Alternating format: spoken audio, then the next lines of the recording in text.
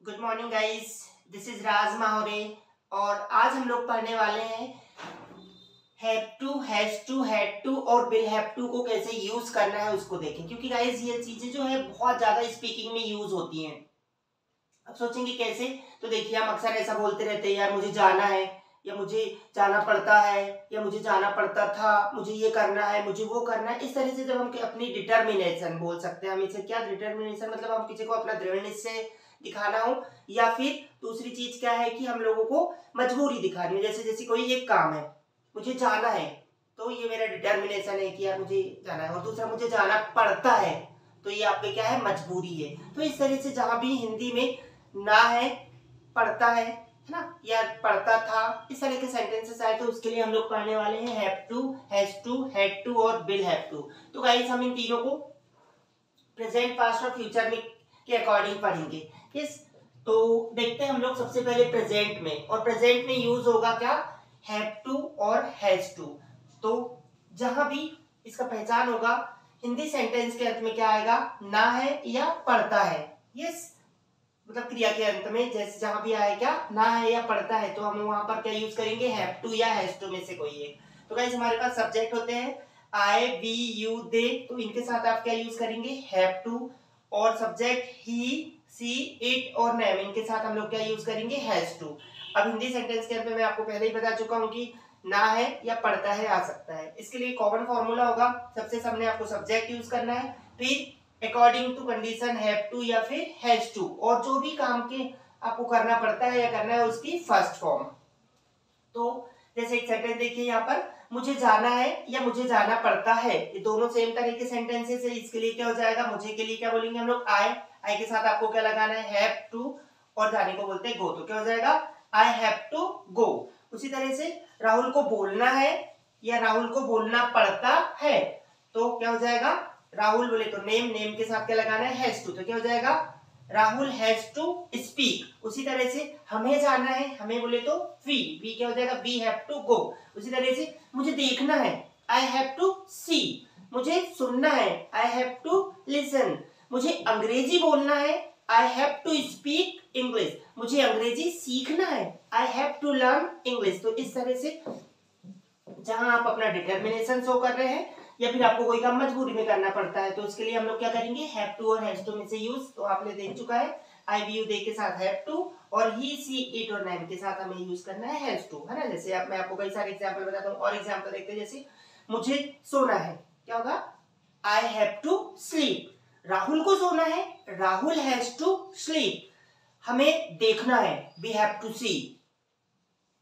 मुझे देखना है, आई हैव टू सी। गीता को देखना है, गीता हैज टू सी। इस तरह के सेंटेंसेस जहां पर ना है या पढ़ता है आता है, तो आप हैव टू और हैज टू को यूज करेंगे। ये हो गया हमारा हैव टू और हैज टू।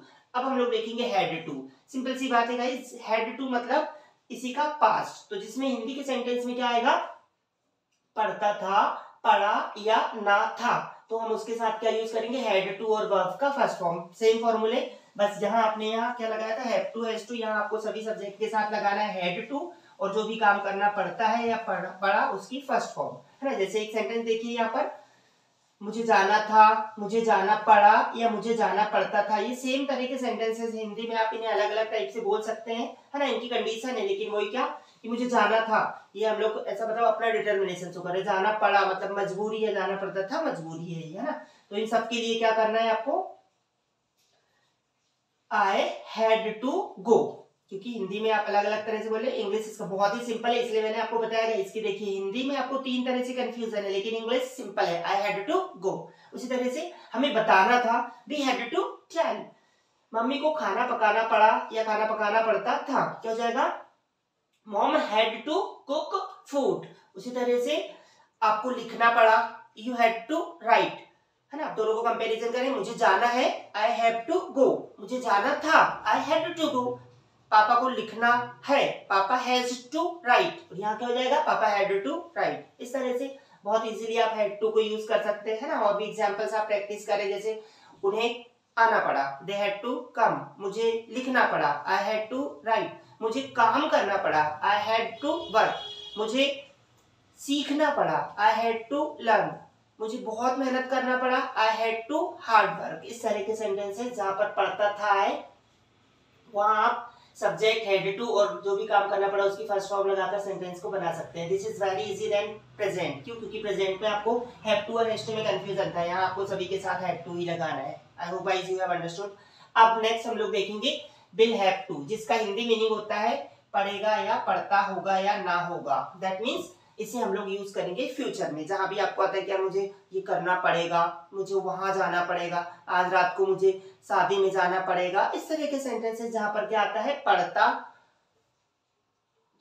होगा, पढ़ेगा या ना होगा। बहुत ही सिंपल है गाइस। इसके लिए जो फॉर्मूला है आपको क्या करना है, सब्जेक्ट और विल हैव टू और जो भी काम करना पड़ा उसकी फर्स्ट फॉर्म, है ना। जैसे देखिए यहाँ पर एग्जाम्पल में मुझे जाना पड़ेगा, मुझे जाना पड़ता होगा, मुझे जाना होगा। यहाँ फिर 3 हिंदी है पर उसका एक सिंपल सा इंग्लिश है, क्या, I will have to go. मुझे जाना पड़ेगा, I will have to go. उसे सीखना पड़ेगा, मान लीजिए लड़की है तो क्या हो जाएगा, she will have to learn. पापा को आना पड़ेगा, father will have to come. उसी तरह से मुझे जाना पड़ेगा, I will have to go. तुम्हें जाना पड़ेगा, you will have to go. मुझे सीखना पड़ेगा, I will have to learn. मुझे अंग्रेजी सीखना पड़ेगा, I will have to learn English. इस तरह से बहुत ही इजी आप लोगों को क्या याद रखना है, पढ़ता है प्रेजेंट हैव टू, मुझे जाना है आई हैव टू गो। पढ़ता था हैड टू, मुझे जाना था आई हैड टू गो, मुझे जाना पड़ेगा I will have to go. Comparison में याद करेंगे, इजी याद होगा। जैसे मैं आपको कुछ और एग्जांपल की प्रैक्टिस करवाता हूं। जैसे देखिए मुझे अंग्रेजी सीखना है, I have to learn English. मुझे अंग्रेजी सीखना था, I had to learn English। मुझे अंग्रेजी सीखना पड़ेगा, I will have to learn English। उसी तरह से राहुल को जाना है, Rahul has to go। Rahul को जाना था, Rahul had to go। Rahul को जाना पड़ेगा, Rahul will have to go। तो इस तरह से गाइस आप बहुत ही इजी तरीके से इंग्लिश यहाँ पर इसे बोल सकते हैं, है ना, और बहुत इजीली याद रख सकते हैं। पढ़ता है प्रेजेंट, पढ़ता था पास्ट, पढ़ेगा future, have has to, had to, will have to। So I hope guys आप इसे बहुत अच्छे तरीके से समझ गए होंगे। Just you have to practice for it, क्योंकि guys जितनी ज्यादा प्रैक्टिस करोगे उतना ज्यादा सीखोगे। और आई होप कि आप पूरे सेशंस को देख रहे होंगे, उन्हें प्रॉपर समझ रहे होंगे, और गाइस इसी तरह से कंटिन्यू रहें और इजीली इंग्लिश सीखें। Thank you, have a good day.